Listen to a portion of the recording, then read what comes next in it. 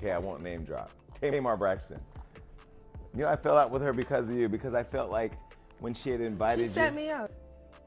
She set me up. So I said. Just to do a rollout for her show she had going on. And it was so ungenuine. She's come out swinging, accusing Tamar of clout chasing and turning what should have been a simple situation into headline drama. And honestly, this isn't the first time Tamar's name has been tangled up in something messy with Chrisean. Remember James, right? Yep. That was some pretty messy stuff. And guess what? Rock I would wake up out of my sleep crying, shut up, and not knowing why. So when I contacted the therapist, she said it's trauma. Trauma will wake you up out of your sleep.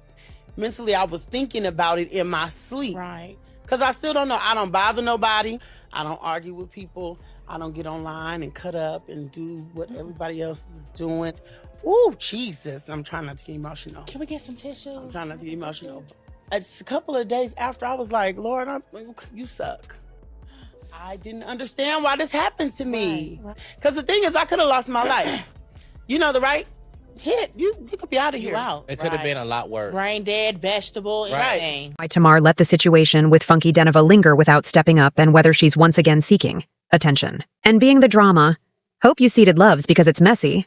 Okay? Y'all remember that time when Tamar brought croissant on stage during her performance? Brock walked around vestiged libing words into a microphone as Tamar Braxton performed Love and War. And at the time, people didn't understand what Tamar was thinking when she invited Khan on stage when she was clearly intoxicated. Let's just say the entire situation was a disaster. But that wasn't even the highlight of the show because allegedly backstage things got really out of hand when Chrisean attacked James Wright, leaving him with a bloody nose and a chipped tooth. Allegedly. Actually, Tamar's team insisted that the incident happened, and a member of the team, Elroy Davis, said Rock arrived at the venue drunk with 10,000 people smelling like pot, expecting to perform when she was not scheduled. Elroy also said that Rock got into an argument with James backstage about not performing, and then struck him in the face, leaving him bloody with a chipped tooth. And he reportedly had to seek medical attention to stop the bleeding. Well, guess what? Loy said that he had every intention of making sure that Croon went to jail for attacking James. And in a since-deleted Instagram post, Litroy wrote, I just want to let y'all know that girl Chrisean y'all keep hyping up jumped James Wright Chanel at Tamar's concert last night. James is in the hospital, is where I will do everything to make sure she goes to prison. She is trash. And that's why her life is the way that it is. She deserves every bad thing that happens to her. But Chrisean defended herself, saying that there were false narratives being put across about attacking James. And Crone didn't stop at defending herself. She low-key flipped the script and hinted that Tamar might have been the one stirring the pot all for a little extra clout.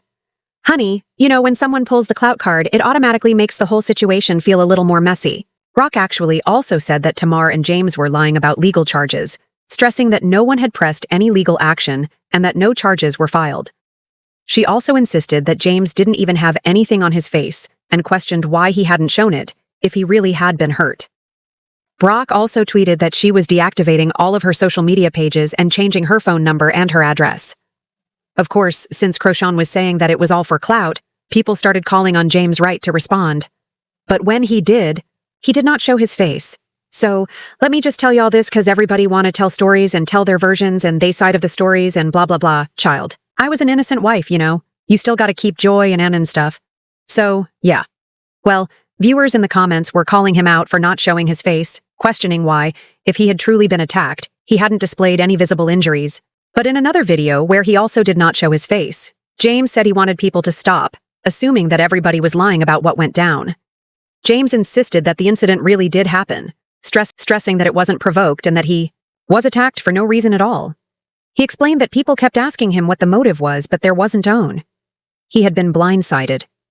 He also admitted that those around him were urging him not to go on live, but he wasn't going to stay quiet saying what didn't happen. It didn't happen. And no, I'm not going to show my face. My face is beat. If you guys see me face, you will be pissed off.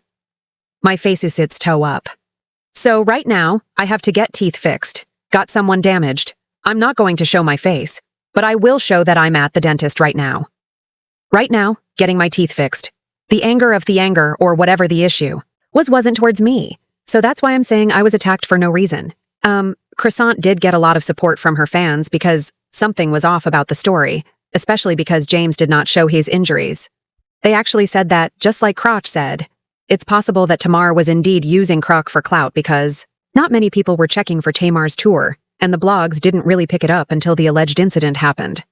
Oh, for those who are wondering whether Tamar responded to the drama, she actually did, very tearfully, if I may add. Especially James. He was and he was hurt, and I just feel like I can't make nobody happy. Really wish you would have hit me instead of him, you know. I'm just so sorry it happened to you. And I'm sorry if you felt that any of us wanted to use you for height. No one. I'm not even going to address that because it's ridiculous. I know that when people come into this industry and, they get a certain amount of stardom or fame, they feel like, oh, what does this person want with me? What does this person want with me? And there are some genuine people. But I'm doing this video for my staff and for my team who believed in me, who has helped supported me. Troy especially, who has been the most passionate about this, and he should have, he's my partner and, watching, someone so close to us, get so violated. It's traumatizing. Well, people still said that things did not add up, and it really looked like Tamar did in fact set Crotch up for clout. And the perception is the same with the recent drama involving Funky Denva. The thing is, Tamar had posted that. She had almost died describing injuries like a fractured nose and missing teeth. Although she didn't explain how it happened. Soon after, she released a teaser for her new EP Heartbreak Retrograde featuring Mandy's, Funky Denva, and others. In the promo clip, Tamar was spotted getting a little cozy with Yan Dandy Smith's husband Mandy's. And at one point, he even lifted her up, playfully.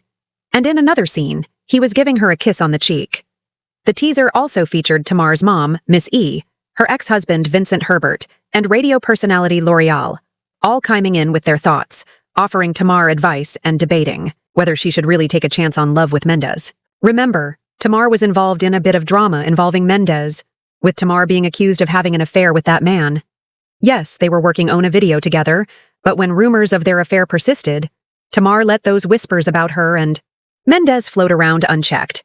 The talk of them being too close at that lounge in Atlanta had been running wild online, but she never came out to shut it down, deny it, or even address anything. It almost felt like Tamar was letting the chatter build. To make matters worse, there were reports that Tamar and Mendez were spotted together again, and one source even shared that they had been with their partner who told them some hatea. According to this account, the partner said that they had been at the Regis Hotel bar when Tamar arrived. At first, she was sitting with two men, but once Mendez walked in and joined Hurtable, the two men left. From that moment on, Tamar and Menesis were reportedly cuddling for the rest of the evening. The source also added that they often see Tamar at that spot, and that she usually appears to be heavily intoxicated. Once again, Tamar did nothing to dispel the rumors, just like she did nothing to clear Funky's name when he was being slammed for harming her. For reference, Tamar was with Funky before the accident, and when it happened, for whatever reason, people thought that he was involved and that he wanted to unalive Tamar. And I don't know for a fact if he tried to reach Tamar privately to ask her to address the backlash, but before we knew it, Funky Nineveh was on Instagram and a live stream saying he felt betrayed and used as collateral damage in what he suspected was a PR ploy by Tamar. He claimed that after their time at V12, they met up with a group of friends to continue the night out, but he went home alone and did not accompany her afterwards. Based on what he said, he also stated that he learned about Tamar's severe injuries through social media just like everyone else, and that she never shared the extent of her condition with him. He also said he knows Tamar often reads the comments Tosi, what people are saying about her and her music. So, he's almost certain she saw the slander against him, and he shared that he was upset that she never spoke up to defend him against people accusing him of hurting her. Allegedly, when